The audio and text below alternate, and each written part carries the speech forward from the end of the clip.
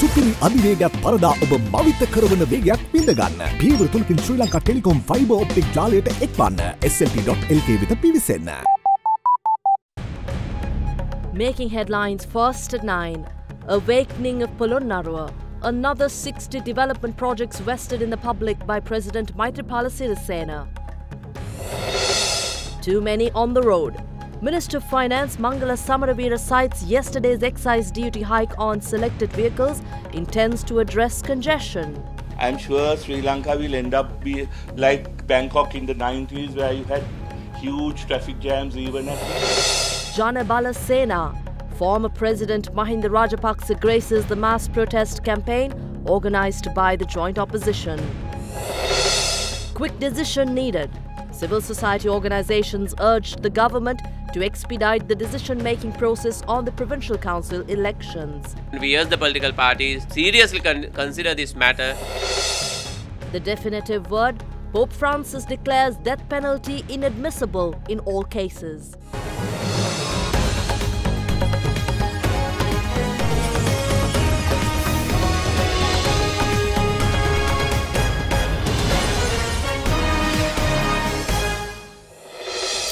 Good evening. Shifting Roman Catholic Church teachings on the issue of the death penalty, Pope Francis made a declaration today, and that story is coming up later on in the bulletin, right after business news, and that's on international news. We begin with your local stories tonight.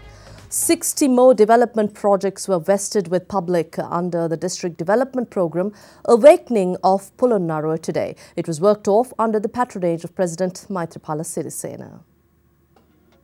The process to vest 180 development projects worked off under the District Development Programme, Awakening of Polonnaruwa, commenced yesterday, aiming health, educational and agricultural infrastructure facilities in the Polonnaruwa district. 60 out of them were vested with the public yesterday, and a school building was declared open at the Hinguraguda Primary School by Parliamentarian Dilan Pereira, who withdrew from the government recently. 60 more development projects were vested with the public today, and the jogging track, constructed at a cost of 5.52 million rupees, was declared open by President Maitripala Sirisena. The new 80.6 million rupee cricket stadium at the Polonnaruwa Royal College was vested with the students by President Maitripala Sirisena.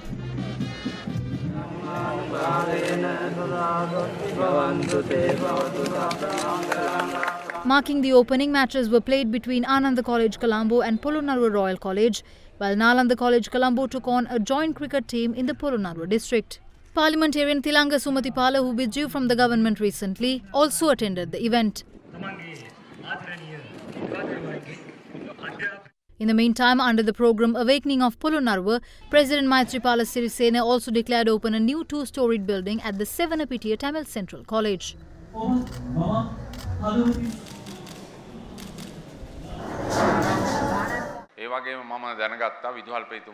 The principal said that there's no library or lab. I'm going to allocate money to build them this year. These buildings that were opened today were built by the Sri Lankan Navy. Therefore, I'm going to hand over the rest of the construction projects to the Navy as well. It's the Tri-Forces who contribute to the development of this country. They are skillful, not only in war but also in development. I'm thankful to all the members of the Tri-Forces who contributed for these projects. Former President Mahinda Rajapaksa made a special request from the international community today. Addressing the Janabala Sena mass protest in Colombo, the former president requested foreign nations not to purchase any national resources the current government has put up for sale. He warned that the sale of national resources will be reviewed under a government backed by him. The joint opposition commenced its mass protest Janabala Sena at the Lipton roundabout today.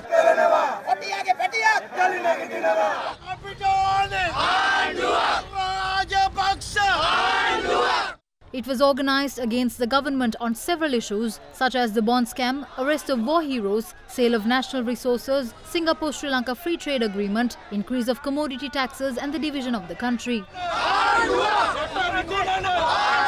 Members and party leaders representing the joint opposition as well as parliamentarians Chandima Virakodi, WDJ Senaviratna and Anura Priyadarshana, who represent the group of 16 which left the unity government, participated in the protest today. Themed as incompetent, non-patriotic government which destroys the country, the main rally of the mass protest was held at the Vihara Mahadevi Open Air Theatre under the patronage of former President Mahinda Rajapaksa.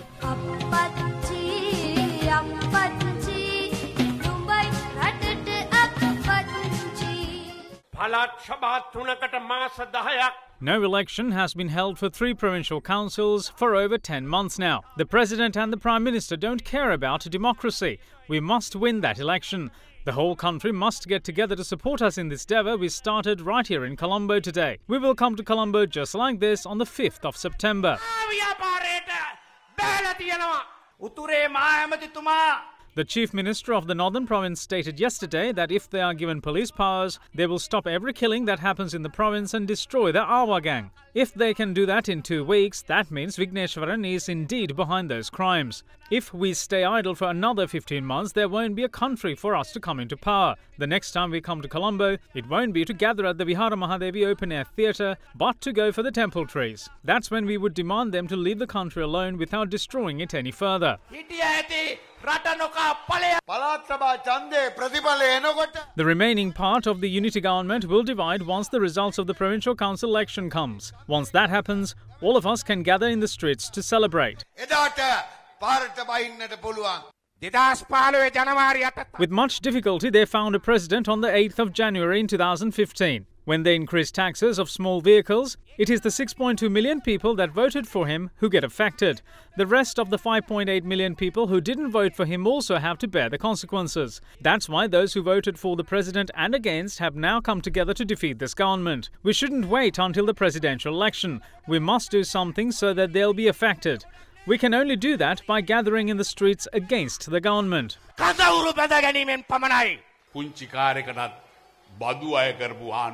This is a government which increased even on the smallest vehicle.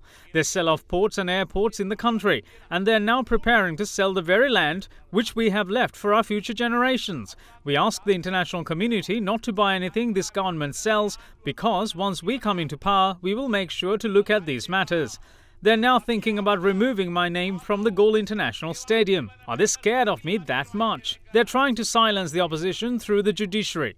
Government ministers summoned the Attorney General for this very reason to give him instructions. They're going for a dictatorial governance by taking over powers of the judiciary. Those who are vociferous about independence of the judiciary are now quiet.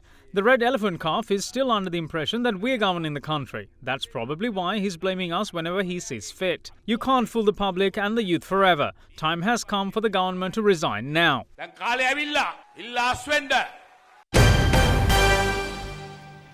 Meanwhile, the joint opposition is set to hold another mass protest on the 5th of September over several issues, including the postponement of provincial council elections and the increase in commodity taxes. Convening a media briefing today, UPFA parliamentarian Kanchana Vijaysekara went on to request the visiting Secretary-General of the Commonwealth, Patricia Scotland, to influence the Sri Lankan government into expediting elections. We have seen in the last year the main pillars of a democracy being holding elections at the right time has been taken out of the election commission's hands by the current government by not holding the elections for the 3 councils in the North Central, Eastern Province and the Sabaragamuwa provinces for almost a year. And we are coming close to a period where the Northern Province and the Wayamba Province, the Central Province is also, the terms are coming to an end. But we have seen that the Parliament has been dragging this issue of holding elections for the last 2 years, and we request the Commonwealth General Secretary, who is due to visit Sri Lanka in the next 4 days, to address these issues. In the year 2014, when the government took over, the total revenue of the government was ₹1,050,000,050.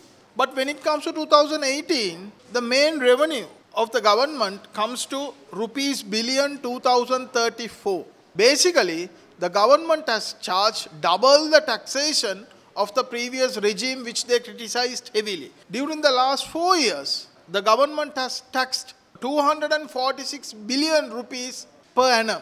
I would like to tell anybody from the government to come forward and give an explanation on this. No government in this country after independence have charged this amount of higher taxes without giving a single benefit to the individuals of the country. A local media outlet today reported that measures are being taken by the government to increase salaries of parliamentarians parallel to that of the judiciary.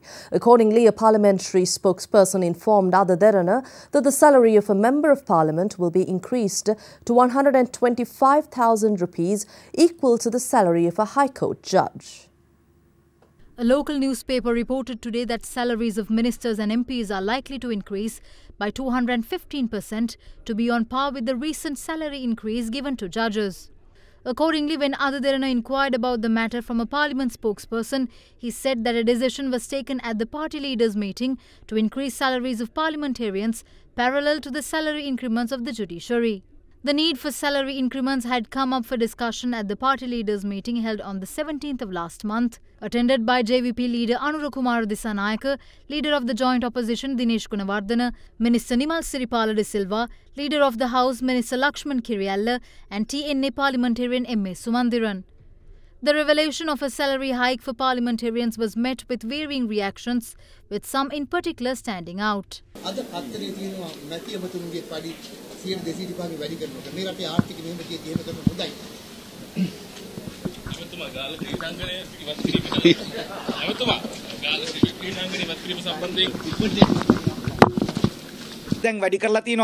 Prices of small vehicles have been increased by 300,000 to 500,000 rupees. Meanwhile, public representatives are increasing their salaries, deceiving the public, not by a small amount, but by hundreds of thousands. No, that statement is wrong. No minister or MP in both the government and the opposition made such a request. But I think that our salaries and the salaries of judges have been connected. No such request has been made other than that. Minister Mangala Samaravira says that salaries of railway workers cannot be increased, but if they are increasing the salaries of MPs after making such a statement, it's unfair.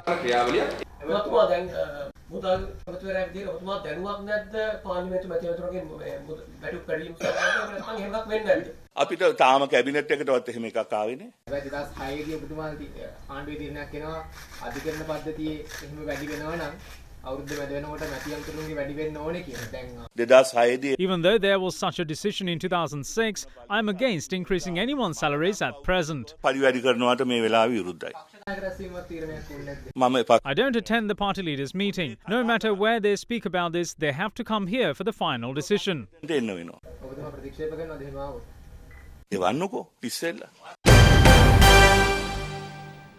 Former Defence Secretary Gotabaya Rajapaksa is critical of the government's conduct, saying that it has failed to stop illegal narcotics from flooding the streets and arrest the activities of the underworld. The former Defence Secretary's comments came during a seminar held in Velavatta yesterday. The seminar was also attended by President's Counsel Ali Sabri, and he questioned the government's ability to provide an adequate security. The reason I speak on behalf of the Rajapakshas is because of the immense service they rendered to the country. Had I detected any hint of racism from them or realized they treated the Muslim community differently, I would not be here and I would not represent them. I can clearly say that they don't have an ounce of racism within them. Some Muslim leaders who utter various things should first and foremost be honest before becoming leaders. We have to accept that the Aludgam incident is unfortunate. We have to compare it with the 1983 genocide of the Tamil people. Nothing was done until 4,000 Tamil people were killed. Security is paramount, and I have no doubt that these rulers can never provide it. We should know that it can only be achieved through Mahinda Rajapaksa and Gotabaya Rajapaksa. Gotabaya Rajapaksa මැතිතුමා තුලින් පමණයි ලැබෙන්නේ කියන එක පිළිබඳව අපි දැනගන්න යුතුයි. Mahinda Rajapaksa රජය They understood that for the Mahinda Rajapaksa government to be defeated, the trust Muslim community had in the government should be broken, creating displeasure among them. Both local and foreign forces made plans towards that end. Today, the underworld has raised its head, and some are even afraid to speak of it. Narcotics are even available at schools these days. Following the conclusion of the war, we maintained security in a fashion that not even posters were put up. We suppressed the underworld and cut off narcotic supply. But today it's all gone. Has there ever been a government which became the object of such resentment within 3.5 years? Let's all get together to topple this government and establish a public-friendly government capable of continuing the development of the past and resurrecting the economy. Former chief dealer of Perpetual Treasuries Limited, Nuan Salgado, and its IT officer, Sachit Devathantri, were released on bail today. The two suspects were arrested on charges of erasing and altering the audio recording of phone conversations at PTL submitted to the Bond Commission. The Fourth Magistrate issued the order following the Attorney General's Department informing court that the duo would be witnesses for the state. Meanwhile, owner of Perpetual Treasuries Limited Arjuna Aloysius and its CEO Kasun Palisena were further remanded until the 9th of August.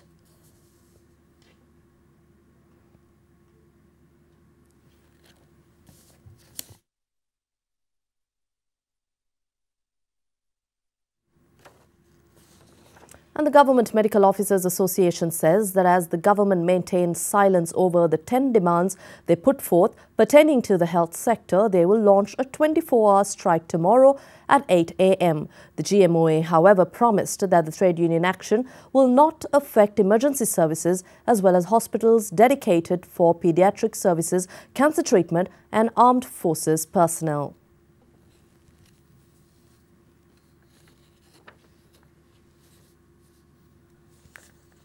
The Civil Society Committee, which is inclusive of election monitoring body PAFREL and Centre for Policy Alternatives, is calling on the government to expedite the decision-making process on holding provincial council polls, taking into account the number of provincial councils already dissolved. Addressing a media briefing in Colombo today, Executive Director of PAFREL, Rohana Hettiarachchi, added that the committee identified 6 issues pertaining to the Elections Act.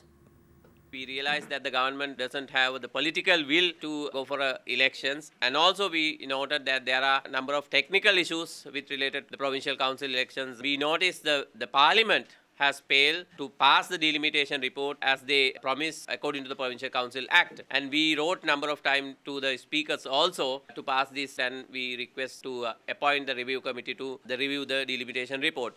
But we realized there is no effort from the parliament side, there is no effort from the political parties side to have provincial elections. And also there were big allegations regarding the electoral system. We identified 6 issues which related to the Elections Act, and we come up with the solutions on those issues. And day before yesterday, we hand over to the Honorable Minister Faisal Mustafa, and he agreed to take it to the party leaders meeting. And yesterday we were able to submit our report to the Honorable Speaker also. He also very positive with the report. So we urge the government, we urge the political parties seriously consider this matter and also this report and come up with some concrete decisions within very short period. Party leaders decided to hold the provincial council polls according to the previous electoral system at a progress review meeting held last evening. Accordingly, Minister of National Integration and Reconciliation Mano Ganesan said that the elections will be held between the 5th and the 10th of January next year. A progress review meeting on conducting the provincial council election was held at the Temple Trees last evening under the patronage of Prime Minister Ranil Wickremesinghe. An official letter was sent by the joint opposition, and I won't mention the name. Their double standards was revealed as they did not mention their stance. They say before the public that they're ready to face whatever that comes their way and that the old system is fine by them. It's said that they will not mention their stance but ask the government to mention theirs. The JVP did not come, and we will arrange another discussion with them and will arrive at a final decision.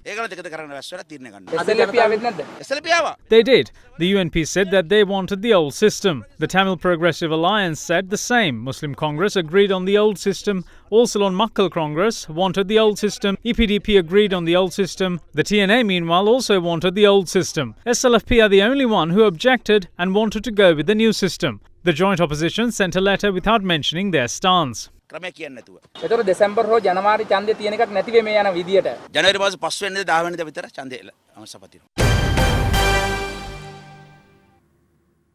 You are watching Sri Lanka's award-winning news channel, Derana 24/7.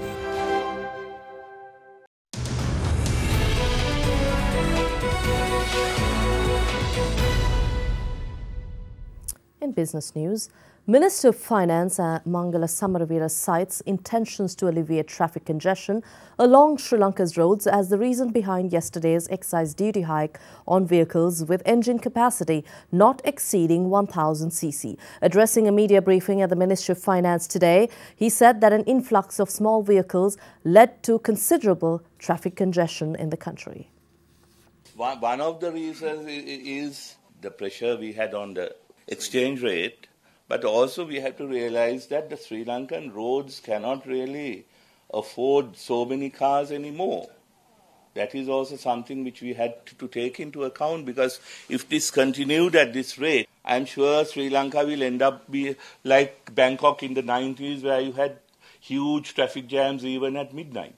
So I think there has to come a time when we have to be aware of all the other area, the kind of congestion this policy was creating. But at the same time, as I kept saying, we ensured that it's still better value than it was before. We take you to the stock market. Sri Lankan shares ended marginally firmer today, pulling away from their lowest close in 3 weeks hit on Monday as investors picked up battered blue-chip shares. The all-share price index ended 0.11% firmer at 6,136.35 and the turnover stood at 349.2 million rupees, less than half of this year's daily average of 849 million rupees. We now have Achyutan Srinagar from First Capital Holdings for a detailed report. The market reverted back to the positive territory on gaining gained by big cap, John Keells and Sins. All share pricing had a volatile sideways movement throughout the day, reaching a intraday high of 6,148 and closed for the trading day 6,136, gaining 7 points. Both turnover and volume dipped compared to previous day. For net foreign outflow for witness amidst foreign low participation. On the closing board, 385,000 shares of NTB traded at 91 rupees per share.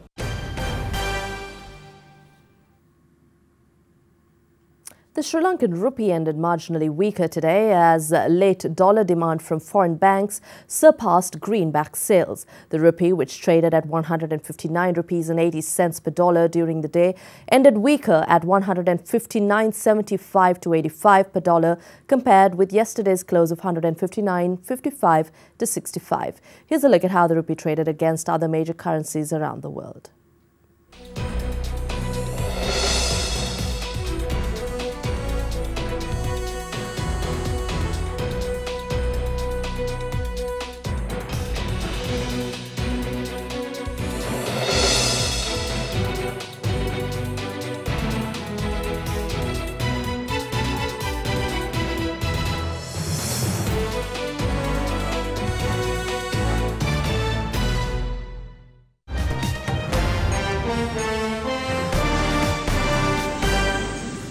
In your international news tonight, the Vatican says that Pope Francis has changed the teachings of the Catholic faith to officially oppose the death penalty in all circumstances. The Catechism of the Church, a codified doctrine which sums up teachings, had previously stated that the death penalty could be used in some cases. It now says that it is inadmissible because it is an attack on the inviolability and dignity of the person.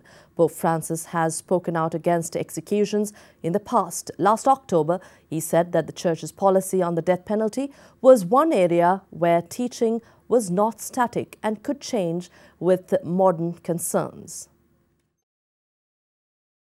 Still in international news, violence has erupted in Zimbabwe amid accusations of vote rigging in Monday's elections, with the government cracking down on protests. The situation in the African nation has prompted international calls for restraint, while the UN and the UK expressed concern about the violence in which 3 people were killed after troops opened fire. Parliamentary results gave victory to the ruling ZANU-PF party in the first vote since the removal of former ruler Robert Mugabe. It was billed as a landmark election, one that did not feature Zimbabwe's ruler for decades, ousted President Robert Mugabe. But what most people hoped would be a chance for change has turned to chaos and violence. The country's Electoral Commission was expected to announce the presidential results at 12:30 local time yesterday, but only parliamentary results were read out. It said the ruling ZANU-PF had won a two-thirds majority in parliament, prompting protests in the capital, Harare. The Home Affairs Minister said the government would not tolerate the protests. Police fired tear gas to disperse opposition protesters, and soldiers opened fire, killing 3 people after the main opposition leader accused the ruling party of trying to rig the country's election. Crowds made fires in the centers of the capital, Harare, blocking some streets and engaging in running battles with police, who fired a water cannon and tear gas to disperse the protesters. Zimbabwe's President Emmerson Mnangagwa called for calm, tweeting, quote, "We must all demonstrate patience and maturity and act in a way that puts our people in their safety first," unquote. A spokesperson for the country opposition movement for democratic change said the Zimbabwean army's reaction in quelling disturbances in the capital was disproportionate and unjustified. President Mnangagwa meanwhile said that he blamed the leadership of the opposition MDC party for those who were killed and injured yesterday. The polls did not exactly draw praise from observers, as the European Union observers said yesterday that Zimbabwe's election had several problems. It should be important that there will be a traceability of the results. The longer it lasts to count, the more lack of credibility comes up.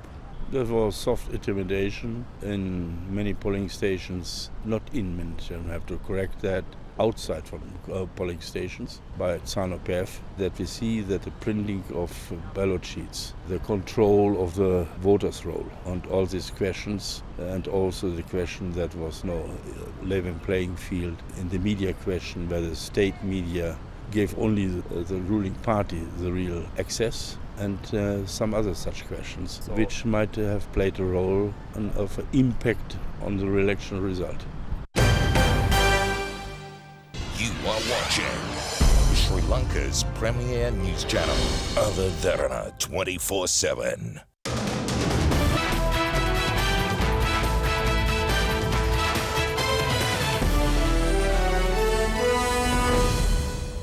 In sports, former Commissioner of the Human Rights Commission of Sri Lanka, Dr. Pratibha Mahanamaheva, urges the President to clean up sports in the country and calls for the promotion of respected and disciplined persons within the field of sports. Speaking at a media briefing held in Colombo today, he highlighted concerns over persons linked with bribery and corruption entering sports. 1996, Sri Lanka won the World Cup under the leadership of great captain, cool captain Arjuna Ranatunga, as well as Aravind. Now there are certain allegations leveled against him. Who has leveled these allegations? The former president, Sri Lanka Cricket. What was the main allegation? They have taken match fixing and bookmakers connections. This is absolutely false. So therefore, what they have to do, they have to take basically they have to take a pardon from those two as well as from the nation as a whole. Otherwise, these people, if they come to these positions, what will happen finally? Now, basically, you are talking about corruption. This government came to wipe out the corruption as well as bribery. Already 1996, whatever the allegations were properly done by Honorable President Council Desmond Fernando and has given a decision. And also acquitted and released. How can you level charges after that? Now, to shape him and to escape all these things, only he is making all these allegations. And the other thing, 1973 Sports Act is very clear. Sports Act have the power to make regulation. All these regulations to favor someone, to support someone. You are watching Sri Lanka's #1 news channel, Derana 24/7. And let's take a look at how the weather will be for the next 24 hours.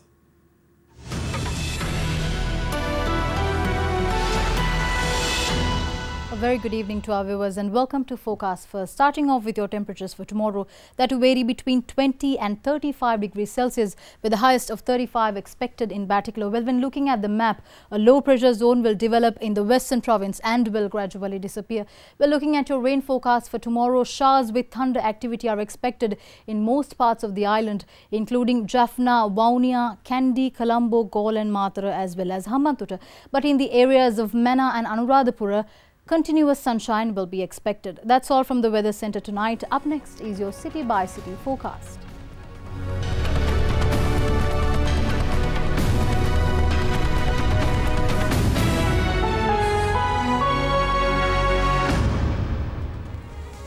And that ends tonight's edition of First at 9 on Other Derana 24/7. As usual, we'd like to take you to some visuals, and tonight we take you to the Horton Plains. The 20-meter tall Baker's Falls, named after Sir Samuel Baker, is located within the Horton Plains National Park.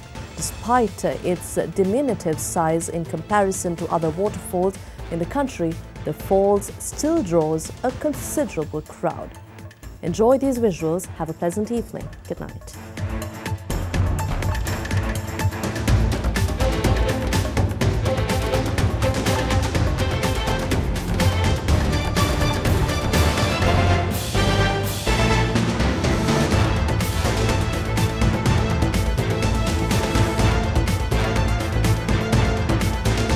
Bringing you the news and information 24 hours a day. This is Sri Lanka's premier news channel, Other Derana 24/7.